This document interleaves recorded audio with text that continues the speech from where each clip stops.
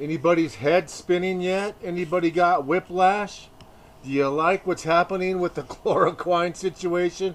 I mean, it's amazing how many times we say stuff and it gets really does it get taken into consideration, and we always seem to end up right, except for with the last couple of months we made two theories that have not proven, and we'll highlight our failures as well. We're talking about quinine derivatives. You're seeing the molecule in front of you, quinine sulfate. It's basically quinine attaches to a sulfate molecule. That's sulfate in the middle. Sulfate is usually sulfur surrounded by 4 oxygen. It's really a positive oxygen donor, and it treats many of the same things that quinones do. The differences between the quinine compounds are subtle, and the nitrogen and the methyl group. Methyl group is CH3. For some reason, CH3, the methyl group, is really associated with high absorption and decreased inflammation. And that's the one thing in biochemistry I do not yet get, is how CH3 decreases inflammation. But that's your methyl group. And a lot of things contain methyl groups that are used as natural anti-inflammatories. The basic subunit of chloroquine and quinine sulfate are these quinine rings. They're carbon rings, and each carbon varies in its magnetic connection to the molecules that bind to it. It's not symmetrical. You have some hydrogens that are weakly attached. You have some oxygens that are weakly attached. You have some oxygen replacing carbon, and the quinine molecule is very reactive to oxygen. It loves oxygen. So when we call these things pro-oxidants, and you look at a quinine molecule that does not contain oxygen, we really do think that it attracts oxygen to the molecule once it hits water. And water is a solvent. And the CH3, we know there's an oxygen connection with the CH3. We don't even see oxygen on a CH3. So what happens to the CH3 after it gets inside the cell? Oh, stay tuned. We're going to figure that out here in about a month. But these molecules are similar, even some of the cannabis molecules, even some of the THC molecules. Many of the things, curcumin, they have a repetitive theme. There's just more of these rings. The bigger the complexity of the molecule, the more hydrogen it can donate, and the more oxygen it can supply to reactions in the bloodstream and in the cell itself. And so we're going to figure out why CH3 works. But the chlorine, quinine, hydrochloride, we know once it gets in the cell, it attracts oxygen into the cell. Quinones are notorious for being reactive to oxygen. And if anything was anaerobic, like some of these viruses, then you would see a relationship to taking these things and inhibiting viral replication. Here are some studies about anthraquinones. These aren't even the I want to call it perchlorate for some reason. The hydroquinine, hydroxyquinine. The reason they're not using this is to test just basic over-the-counter stuff, non-prescription stuff. And I mean, this is by PubMed, a respected publication. They are pharmaceutical friendly, but they're printing stuff about over-the-counters being effective against various human viruses. This one, the cytomegalovirus, associated with HIV and immune suppression and some forms of multiple sclerosis. Another cytomegalo test turned the same thing. They used sulfonated anthraquinones. So that's what we're talking about. sulfonated anthraquinones. That's quinine sulfate. Okay, and they tested it, another quinine ingredient, against the cytomegalovirus, found that it inhibited replication. And one of these studies even said it breaks down their RNA. It actually destroys the RNA. Well, all the other viral substances that I recommend do not destroy viral RNA. They simply attach and prevent replication. This appears to be something that through an oxidative process and oxidative stress can target RNA but not DNA, which is huge, huge. And a whole body of medicine, you can write a whole body journal of medicine based upon quinones and what they do. And if you don't believe me, just go to Germany. But also look up William Koch, spelled K-O-C-H. Pronounce it Cook, but it's spelled like Koch. Look at what he did. And his family's founded a library in his name, so he does not go down in vain. But, I mean, all of these studies show that people with viruses taking quinine, anthraquinines, hydroquinine, quinine sulfate, all fared better than those who didn't. And since this stuff's been around forever, I agree with the president. The longer something's around, the longer you have to find out what the bad side effects are. The COX-2 inhibitor causing heart attacks. Well, we didn't know that till after 5 years of that stuff being on the market. So you don't weed out all the side effects, especially in pharmaceuticals. So anybody who opposed chloroquine or quinine sulfate because of the scientific process really didn't give a crap about this pandemic. They really didn't. How could you? The evidence was there. All you had to do was open a book and read it. That's all you had to do. Or watch one of my videos. That's all you had to do. And so you can feel, see, and smell the pharmaceutical influence. But what happened? They got egg on their face this past week. Oh yes, the FDA looked like criminals that they are. People were talking revolution. People were saying getting guns. People were talking about burning places down. The beta test has been completed, and we found out how far we can push the American people, and far enough.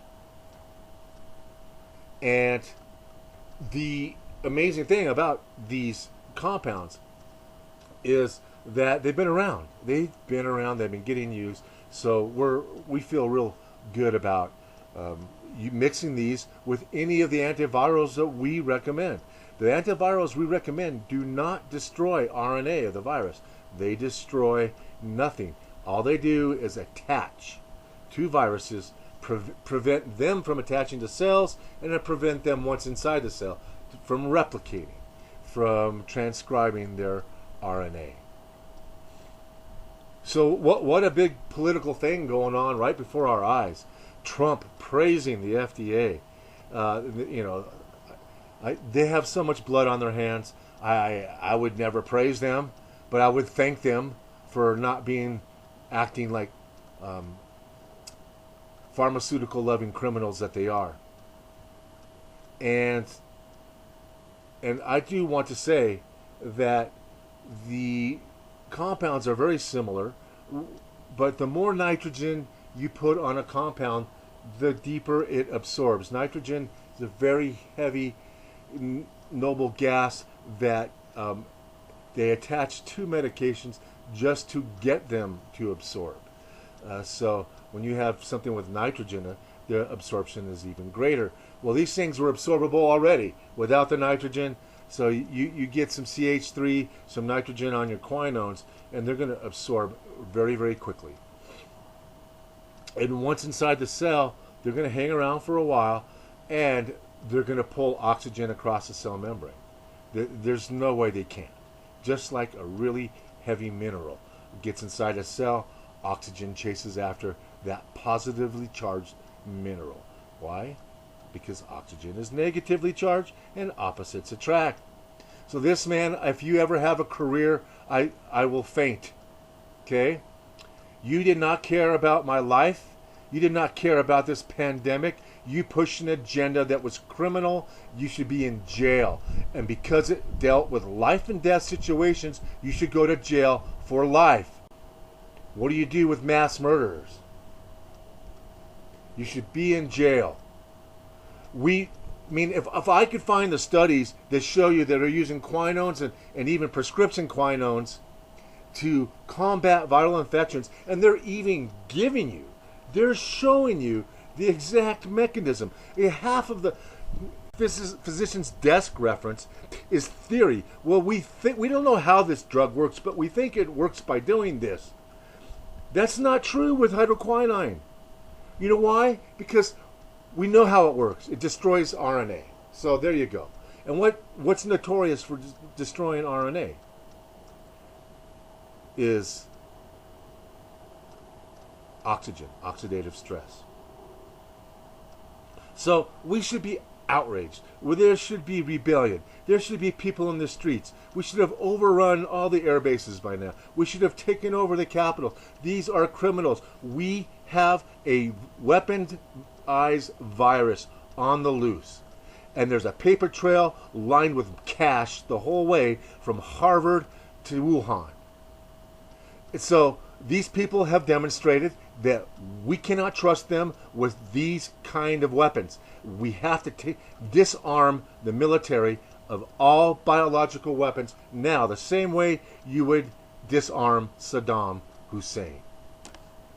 But yeah, let's give a clap to the FDA, who looked so bad this last 2 weeks. They had to do something to actually look like they actually give a rat's you know what about me and you.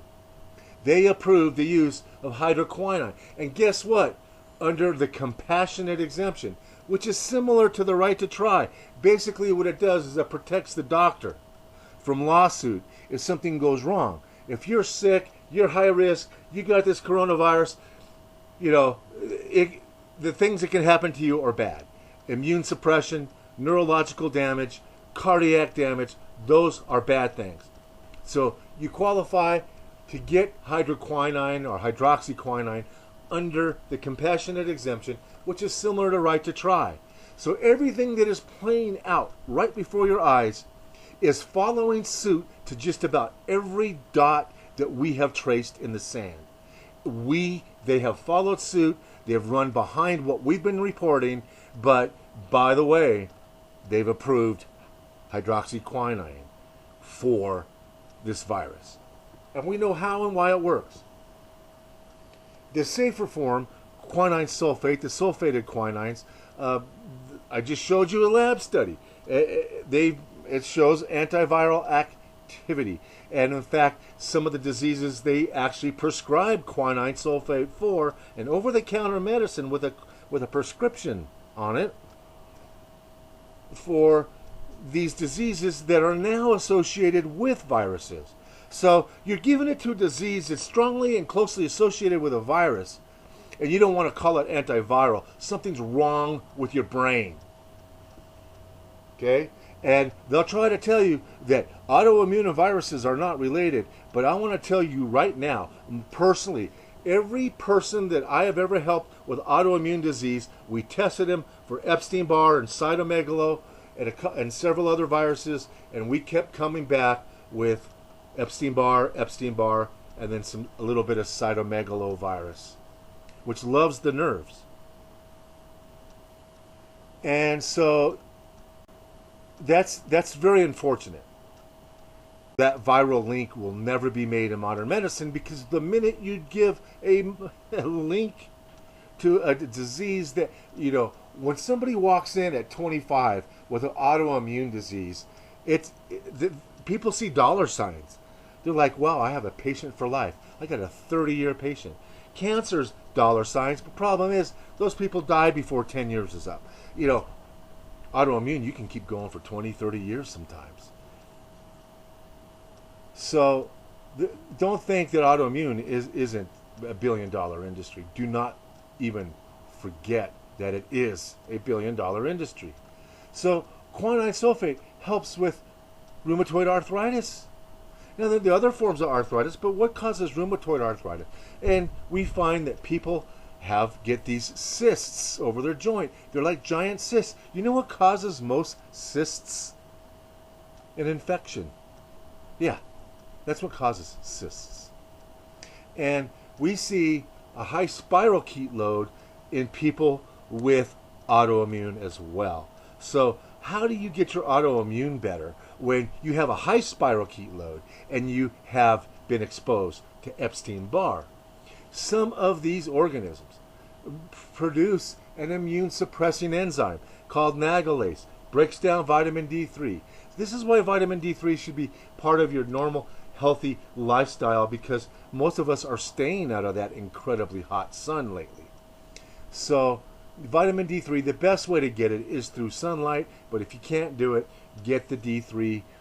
It's always got to be mixed with calcium. You take them both together, both of them absorb much better. But here it is.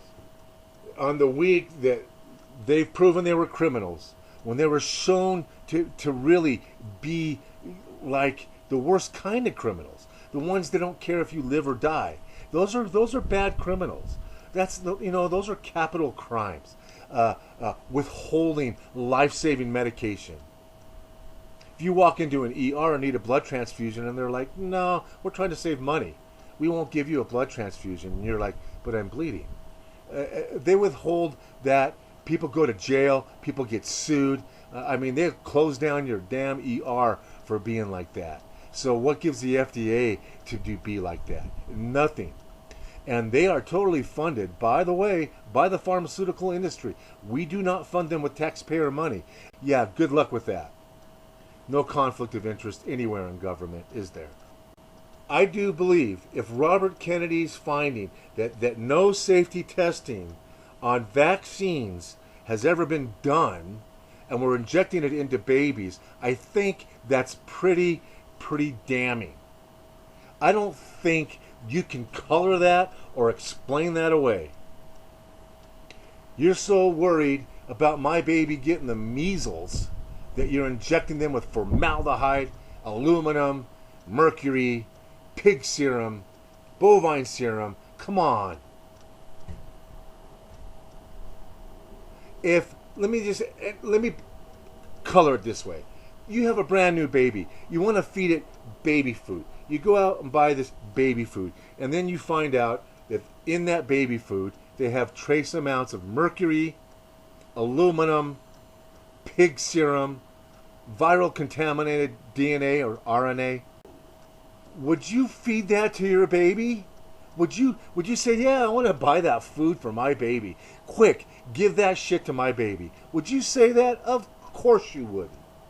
So then why, when they want to inject it into your baby, are you jumping up and down and running to the doctor's office to get those vaccines? Now, I'm not anti-vaccines. Louis Pasteur is a hero. But what they've done with it is turned it into a billion-dollar industry. And the reason that it's not $100 million industry is because they don't have to spend any type of money on safety and efficacy testing. And I think because of Louis Pasteur is why they get away with it. Vaccines were good.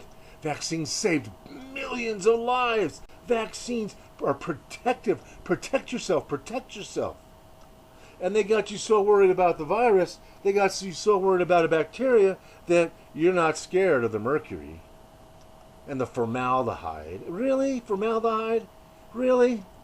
Well, why is that stuff in there? Well, a lot of that stuff keeps vaccines around longer. And if you want to keep your billion-dollar profit margin, then you're going to have to not have any waste. So when you make these vaccines, whether they're helpful or not against the disease you're trying to prevent, we do know that a lot of this stuff is neurotoxic. This is what we need to do. First of all, if you're interested in quinine sulfate, we have the raw powder.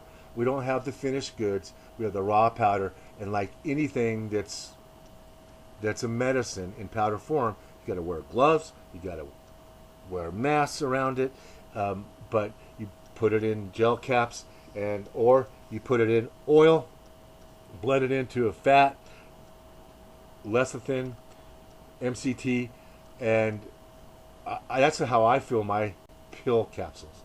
I liquefy it, I draw it up in a big syringe, and then I use this syringe as an applicator. And I put that stuff. And I've been testing quinine sulfate for a couple years, and it's hard to do the testing because you're not running double-blind placebos. You're giving it to very select people who are refusing other quinine compounds for their disease. So you get a doctor to prescribe it, and all of a sudden it's more legitimate. Yeah. So we've been using it. I've been testing it on myself. We've been doing some experiments to test the oxygen pressure that it exerts. We've been using it with alkaline, using it with acid, and just trying to see if we can alter the chemical structure, make it better, make it carry more oxygen. We're seeing if it's more active in its alkaline form, which it is. And so if you are interested in the quinine sulfate, which is a safer form of hydroxychloroquine, just know the raw products up there on the KimberTouch site, and everything you buy off of there, we do get a commission to keep this channel going. And this underscores how valuable this channel really is to a select few people, because we got it right. We got it right. We got the febrile encephalitis. We nailed it. We got the incubation period right early on. We nailed it. We said that these quarantines were coming to America before one person was ever confirmed dead from this thing. We nailed it. And I have people helping me. It's not just me. I narrate these things, but in terms of research and giving me direction and telling me where to go look and telling me what they found, having people that in the know is huge. So in the week, the FDA is found out to be just criminally liable for grief all over the world. They all of a sudden step up to the plate. Remember, they were bashing chloroquine. Remember the mainstream media bashing chloroquine, how dangerous Trump was being. Remember that? Now, I'm not a pro-Trumper. Don't get me wrong. Every time I say something negative, people say I hate him. Every time I say something positive, people think I love him. That's because America's divided into lovers and haters, and I'm in the middle. So don't get me wrong. But you can see his defiance come out, and they, most of the time, have their way. And I do believe they were saving face. Did you hear how Mr. Trump said, what a great job they did. Fantastic job the FDA did. Well, stroke them a little bit, will you? Stroke them. Okay? Yeah, pet them on the back. Maybe they'll do it again sometime when we really need to save people's lives. And maybe they'll quit worrying about the profits of corporate America and start worrying about what they're supposed to be worried about, and that is the health of me and you. And until next time, be prepared, not scared.